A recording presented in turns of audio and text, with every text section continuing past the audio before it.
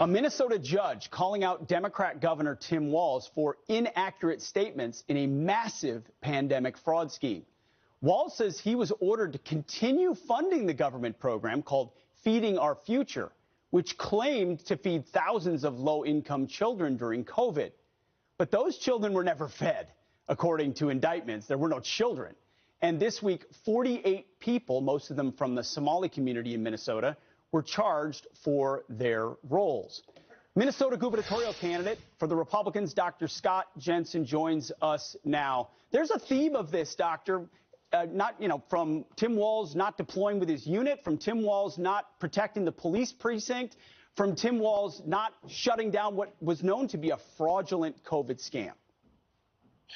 No question about it, Pete. When the going gets tough, Tim Walz quits. He did it with the National Guard. He did it in 2005. He did it when it came time to protecting the streets of Minneapolis in 2020. And he did it when it came time to giving up the 3rd precinct. He just quits. But in this situation, he's gotten caught red-handed.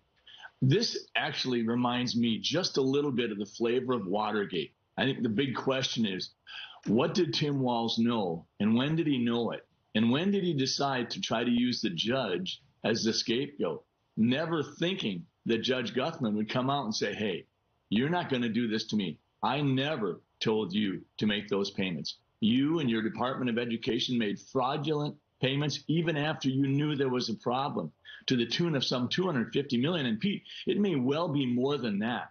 So I think Minnesotans are asking right now, we had this problem with Tim Walz and what he did with the daycare fraud, where he allowed the inspector general to be, if you will, put in another department, keep her 6-figure salary and no disciplinary action. We saw it with the homeless dollars not getting to where they should be. But this is of a scale that is unbelievable, yes. The largest in America. We've become a state of fraud under Tim Walz.